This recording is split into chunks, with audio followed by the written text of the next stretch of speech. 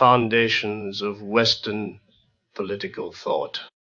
Module 13, the rulers and the ruled, elite theory. Let me tell you something you already know, but prefer not to think about. In every society, a small number of people rule, and a large number are ruled. This is true in monarchies. It is true in aristocracies. It is true in democracies. The forms differ. The fundamental fact does not. The rulers may claim divine right. They may claim hereditary succession. They may claim the consent of the governed.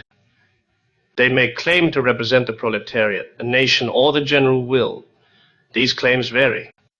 What does not vary is the existence of a ruling minority and a ruled majority. This is the central insight of elite theory, a body of thought developed in the late 19th and early 20th centuries by three Italian thinkers, Gaetano Mosca, Vilfredo Pareto, and Roberto Michels. They did not share a single doctrine, and they disagreed on important points, but they converged on one fundamental claim. Democracy, whatever its virtues, does not eliminate rule by the few. It merely changes who the few are and how they justify their power. This is not a comfortable insight. It cuts against the self-understanding of democratic societies. It suggests that the grand ideologies, liberalism, socialism, nationalism, are partly rationalizations, stories elites tell to legitimate their position.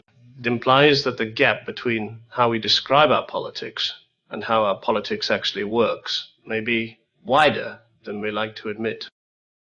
Whether elite theory is cynical or realistic depends on your point of view. What it offers is a corrective to the pieties of democratic discourse, a reminder that power is always exercised by someone and that the someone is never everyone.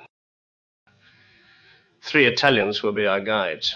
Mosca, who watched Sicilian politics and saw through democratic rhetoric to the political class beneath, the organized minority that rules every society, whatever it calls itself. Pareto, the engineer turned sociologist, with his lions and foxes, his residues and derivations, his cold eye for the gap between what people say and what they do. Michels, the disillusioned socialist who discovered that even parties committed to equality become oligarchies, the iron law from which no organization escapes. We shall ask what they got right, what they got wrong, and why their analysis cuts as sharply today as it did a century ago. By the end, you will never read a political promise quite the same way again. Gaetano Mosca. The political class. Gaetano Mosca was born in Palermo, Sicily, in 1858. He studied law, became a professor of constitutional law, and spent his career analyzing what he called the political class, the minority that in every society holds political power.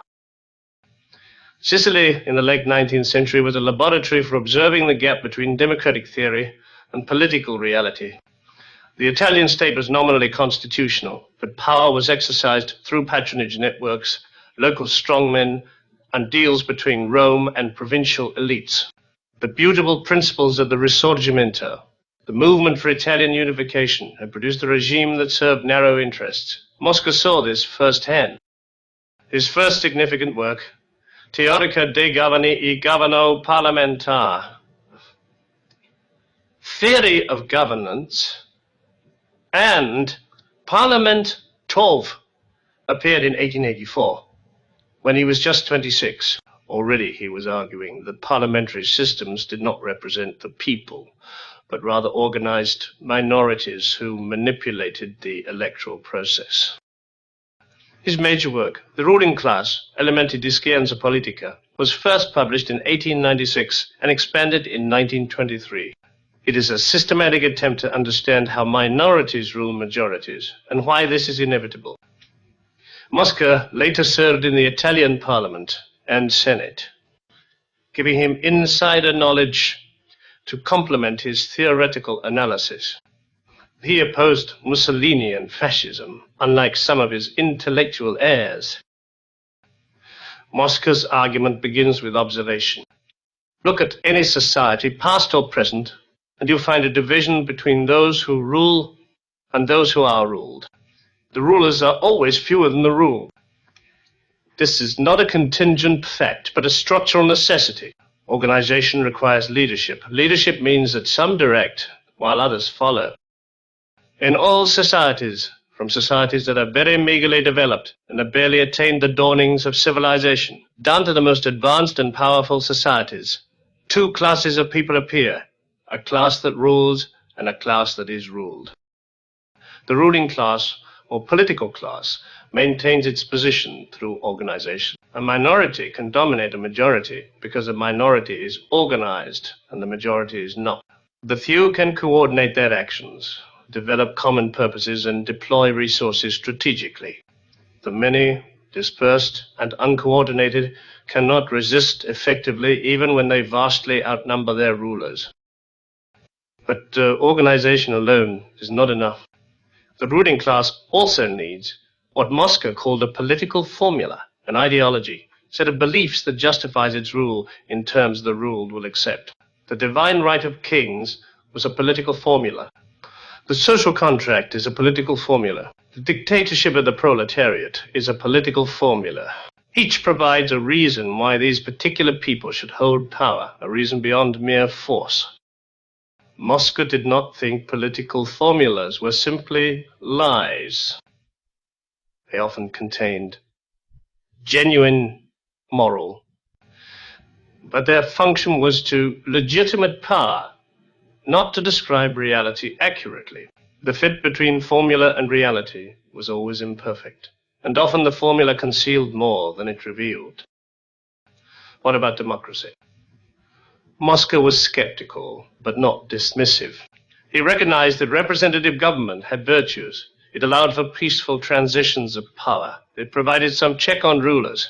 It enabled diverse interests to find expression, but he denied that democracy meant rule by the people. In practice, democracy meant rule by elected elites, party organizations, and professional politicians. The people chose among options presented to them. They did not rule themselves. The representative is not elected by the voters, but as a rule, as himself elected by them. This is Mosca at his most pointed. Elections do not express the will of the people. They register choices among candidates selected by party machines, shaped by media, financed by wealthy interests. The voters respond. They do not initiate. They select. They do not govern. The circulation of elites. Mosca believed that ruling classes tend toward closure. They try to perpetuate themselves, to pass power to their children, to exclude outsiders. But he also recognized that ruling classes change over time. Want, wise talents, wise old families decline. Social transformations create new bases of power. The question is how this renewal happens. When it happens gradually, through recruitment of talented individuals from lower strata, the system remains stable. When it is blocked, when the ruling class becomes hereditary, caste, closed to new blood, the system becomes brittle. Eventually, a counter-elite emerges, mobilizes the excluded, and seizes power. This cycle, elite formation, closure, ossification, overthrow, recurs throughout history. Revolutions do not eliminate elites. They replace one elite with another. The leaders of the revolution become the new ruling class, face the same pressures toward closure, and are eventually replaced in turn. Mosca was a liberal. In the classical sense, he valued constitutional limits on power, the rule of law, the separation of church and state. He feared both absolutism and mass democracy, the first because it concentrated power dangerously, the second because it was susceptible to demagogy. His ideal was a mixed constitution in which different elites checked and balanced each other. Vilfredo Pareto, Lions and Foxes. Vilfredo Pareto was a more radical thinker than Mosca, and a stranger personality.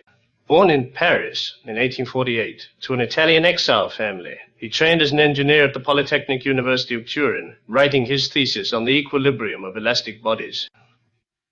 He made a career in business and the Italian railway industry before turning to economics and then sociology.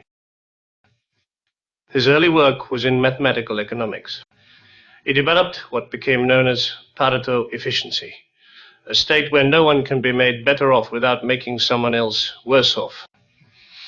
He also discovered what is now called the Pareto distribution, the observation that in many societies, roughly 20% of the population holds 80% of the wealth. These contributions alone would have secured his reputation. But Pareto grew disillusioned with economics. He came to believe that economic behavior could not be understood without understanding the irrational forces that drove human beings, the passions, prejudices, and self-deceptions that rational choice theory ignored. In 1893, he succeeded Leon Walras in the chair of political economy at the University of Lausanne, and increasingly turned his attention to sociology. His massive treatise on general sociology, 1916, also known as The Mind and Society, runs to over 1 million words and defies easy summary.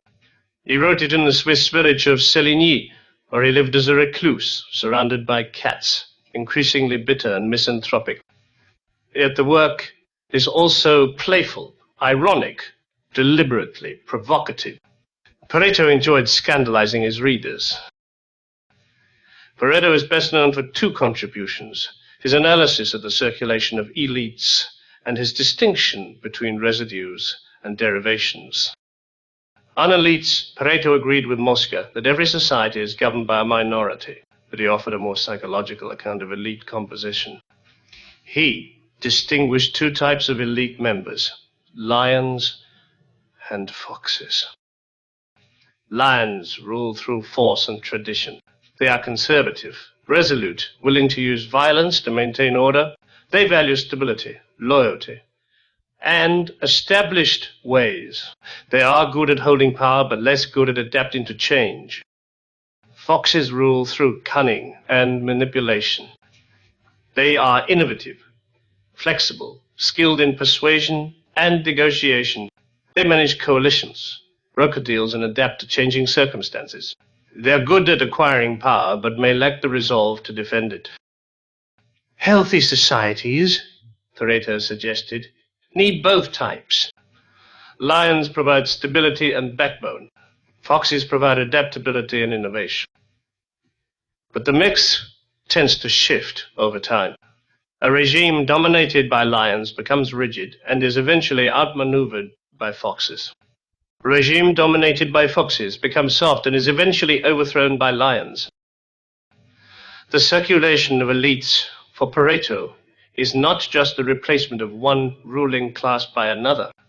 It is an oscillation between types, between force and fraud, tradition and innovation, conservative and progressive temperaments. History is the graveyard of aristocracies, but the graves are filled in a regular pattern. Residues and derivations. Pareto's more technical contribution was his distinction between residues and derivations. The terminology is unfortunate. These are not intuitive words, but the idea is important. Residues are the underlying psychological dispositions that drive human behavior. They are relatively constant across time and culture. Pareto identified 6 classes of residues, including the instinct for combinations, innovation, manipulation, and the persistence of aggregates, loyalty, tradition. These correspond roughly to the foxes and lions of his elite analysis. Derivations are the intellectual justifications that people construct to explain and legitimate their behavior. They are variable, often elaborate, and frequently have little to do with the actual motives they purport to describe. Political ideologies, moral philosophies, religious doctrines, these are derivations, rationalizations of deeper drives. This is a deeply cynical view. It suggests that most of what passes for political argument is post hoc justification, that our high-minded principles are covers for low-minded interests, that reasoning in politics is largely rationalization. Pareto did not exempt himself from this critique. He knew that his own theories were also derivations, subject to the same suspicion he applied to others. But he believed that some derivations were closer to reality than others, that the scientific analysis of politics could cut through the fog of ideology, even if it could never eliminate it entirely. Roberto Michels, The Iron Law of Oligarchy. Roberto Michels was younger than Mosca and Pareto, born in Cologne in 1876. He was a German of French and Italian ancestry, a cosmopolitan figure who eventually settled in Italy and taught at the universities of Turin, Basel, and Perugia. His background was in socialism. He had been an active member of the German Social Democratic Party, the largest and most successful socialist party in Europe. The SPD was the pride of the international socialist movement. It had millions of members, a vast organization, newspapers, schools, cooperative. It claimed to represent the working class and to be building a democratic socialist future. Michels believed in it until he looked closely at how it actually worked. What he saw disillusioned him. The party was not democratic internally. Decisions were made by a small circle of leaders. The rank and file ratified what the leadership proposed. Dissent was discouraged. The leaders, supposedly servants of the members, had become their masters.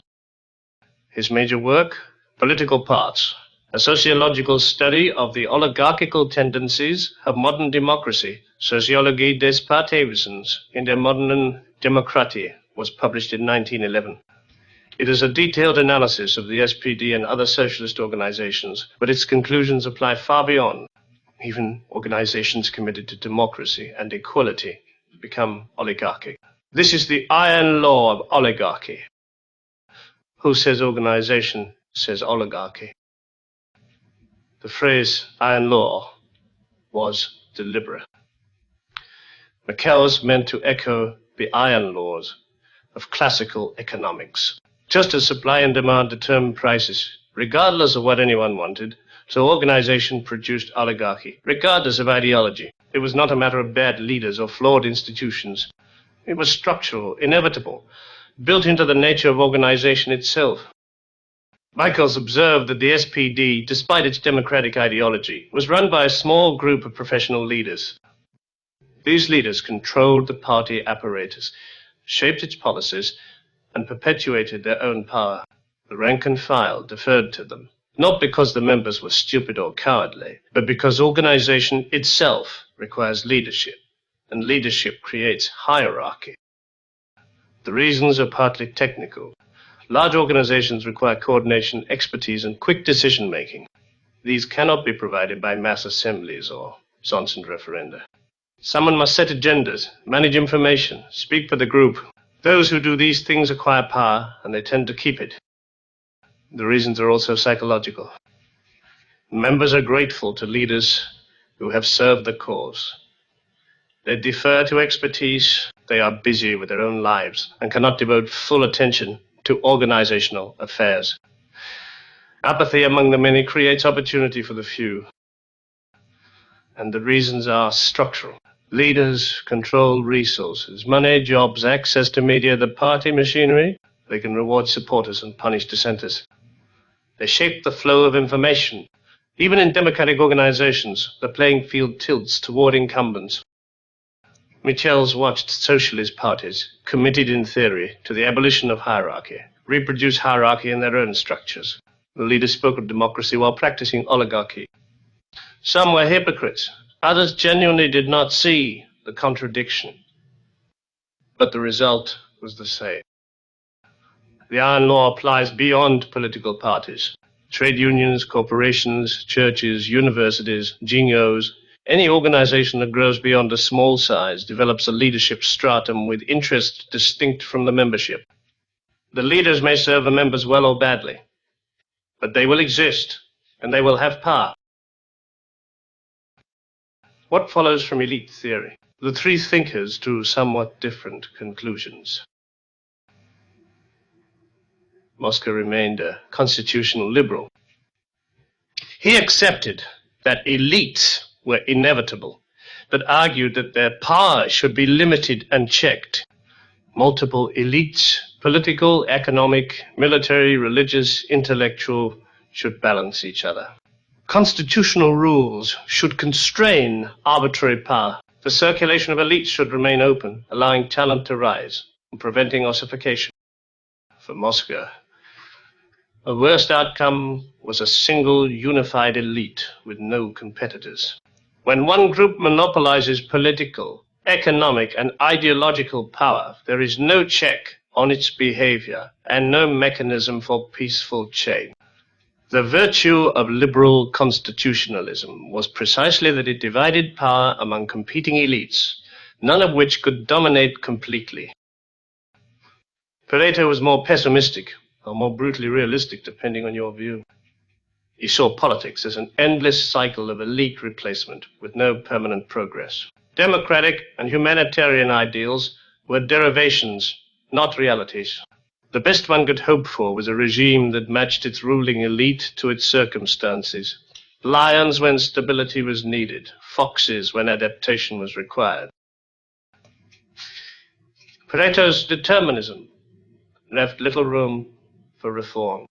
If elites were shaped by deep psychological residues, and if political formulas were rationalizations rather than guides to action, what could be done? One could only observe the cycle, predict its phases, and perhaps position oneself advantageously. This is sociology as spectator sport. Michels moved toward fascism. If democracy was a myth, if oligarchy was inevitable, why not embrace a frank acknowledgement of elite rule? He became a supporter of Mussolini, seeing in fascism an honest alternative to democratic hypocrisy. This trajectory illustrates one danger of elite theory. It can become an apology for authoritarianism, a sophisticated excuse for abandoning the effort to make power accountable. But the implications need not be anti-democratic. One can accept that elites are inevitable while still preferring democratic mechanisms for selecting, constraining, and replacing them. Elections may not express the popular will, but they do provide a peaceful means of changing rulers. Freedom of speech and press may not eliminate manipulation, but they do provide some check on elite abuse. The rule of law may not equalize power, but it does limit arbitrary exercises of power. The question elite theory poses is not whether elites will exist. They will, but how to live with this fact. Denial is one option. Pretend that democracy means rule by the people and ignore the evidence to the contrary. Cynicism is another. Accept that all politics is manipulation and disengage. A third option, more difficult but more productive, is realism without despair. Acknowledge elite rule while working to make elites more accountable, more open, more constrained by law and competition. Elite theory, properly understood, is a counsel of realism rather than despair. It tells us to look behind the rhetoric to the reality, to ask who actually rules rather than who claims to rule, to be skeptical of ideologies that promise to abolish power rather than merely to redistribute it. What elite theory got right? Elite theory identified patterns that more optimistic theories missed. It saw that organization creates hierarchy, that even movements dedicated to equality develop unequal power structures. This insight has been confirmed again and again, from Bolshevik parties that became dictatorships to tech companies that began as flat organizations and grew into hierarchical empires. It saw that ideology serves interests, that political formulas legitimate power rather than merely describing it. This does not mean that all ideology is cynical manipulation, but it does mean that we should ask whose interests a belief system serves. It saw that democracy, whatever its virtues, does not eliminate rule by the few. Elections, parties, media, lobbying, all create channels through which organized minorities exercise disproportionate influence. The few always rule. The question is which few, under what constraints. It saw that elite circulation is essential to social health. Ruling classes that close themselves off, that become hereditary castes, lose touch with reality, then eventually fall. Societies that allow talent to rise, that keep the paths to power open, are more adaptable and more stable. And it saw that mass movements can be captured by minorities. The people never rule directly. At best, they choose among elites and constrain elite behavior. Revolutionary movements that promise popular rule tend to produce new oligarchies. What elite theory got wrong? But elite theory has its blind spots. It tends towards cynicism, a dismissal of ideals as mere rationalizations, but ideals matter. They constrain what rulers can do without losing legitimacy. They provide standards against which power can be criticized. Society where everyone believes democratic ideals, even if imperfectly realized, is different from a society where everyone accepts that might makes right. It underestimates the variability of elite accountability. Not all elite rule is the same. A difference between a ruling class constrained by law, elections, and free press, and a ruling class constrained by nothing. Elite theory sometimes flattens these distinctions in its emphasis on the ubiquity of minority rule. It can become self-fulfilling. If everyone believes that democracy is a sham, why bother participating? Why hold rulers to democratic standards they will never meet? Elite theory, taken as gospel rather than corrective, can demobilize the very forces that might check elite power. And it provided material for authoritarians. The Michels ended up supporting Mussolini. Pareto was claimed by fascists, though his own position was more ambiguous. The critique of democratic mythology can serve democratic reform, or it can serve those who want to dispense with democratic pretense altogether. How to recognize elite theory today? When someone argues that real power lies not with elected officials, but with unelected bureaucrats, corporate executives, or media owners, they are applying elite theory. When someone claims that both major parties serve the same interests, that elections offer a choice without a difference, they are echoing elite theory's skepticism about democratic competition. When someone points out that activist organizations founded to challenge power become vehicles for their own leadership, they are observing the iron law of oligarchy.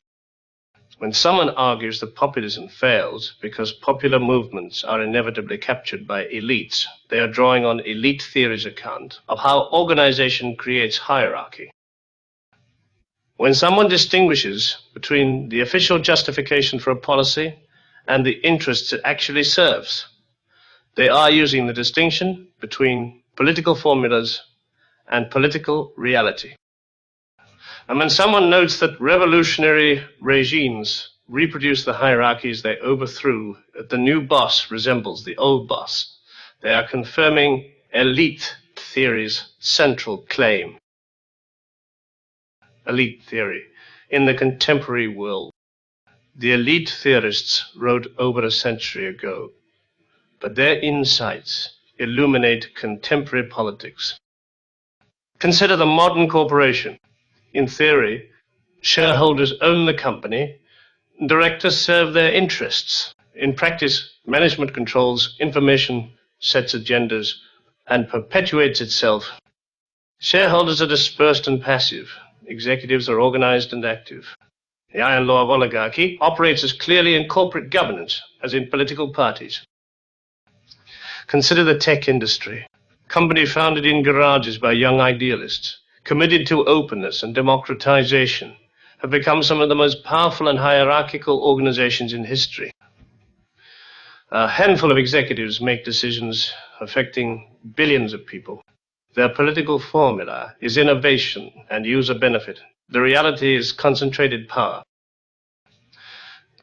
Consider the administrative. Elected politicians come and go. Permanent bureaucracies remain. Expertise creates power. Complexity creates opacity. The gap between official accountability and actual decision-making widens with each new regulation, each new agency, each new layer of administration. Mosca would recognize the pattern. Consider populist movements. They arise to challenge elites, to return power to the people. But they require organization, and organization creates leaders. The leaders become a new elite, often less constrained than the old. The cycle continues. And consider the media. In theory, a free press holds power accountable. Practice, media ownership is concentrated. Journalists form a professional class with shared assumptions, and the boundaries of acceptable opinion are policed as effectively by editors as by censors. The political formula is objective information. The reality is curated narrative. None of this means that all elites are equally bad, or that democratic institutions are worthless. It means that the perpetual vigilance democracy requires must include vigilance about the institutions of democracy itself, the parties, the bureaucracies, the media, the corporations. These are not neutral channels for popular will. They are organizations, and organizations develop their own interests. Pause and consider. Elite theory emerged from a particular context, late 19th and early 20th century Europe, where mass democracy was new and its promise seemed to be failing. Mosca watched Italian parliamentarism descend into corruption and instability. Pareto observed the gap between liberal ideals and liberal practice. Michels saw socialist parties betray their own principles. Their skepticism was warranted, but we should also ask, what did they miss? They wrote before the great democratic expansions of the 20th century, before universal suffrage was truly universal, before civil rights movements challenged entrenched hierarchies, before welfare states redistributed some measure of power and resources. These developments did not abolish elite rule, but they changed its character. The elites of 2025 are not the elites of 1900. The constraints on them are different. The possibilities for challenging them are different. P. Elite theory is a tool, not a complete theory of politics. It tells us to look for power behind rhetoric, to expect organization to create hierarchy, to be skeptical of claims that this revolution will be different. These are valuable caution. But it does not tell us which elites are better or worse, which constraints are more effective, which forms of organization minimize oligarchic tendencies. For that, we need other tools: moral philosophy, institutional analysis, empirical research. The question is not whether elites will rule. They will. The question is how they are selected, how they are constrained, and how they are replaced. Elite theory helps us see the problem. It does not, by itself, provide the solution. Next, we turn to the 20th centuries. Great argument about justice and society. Can we design fair institutions from first principles? Or does the attempt to plan human affairs destroy the very goods it seeks to secure? John Rawls and Friedrich Hayek offer opposing answers, and between them define the terrain on which we still argue. End of Module 13.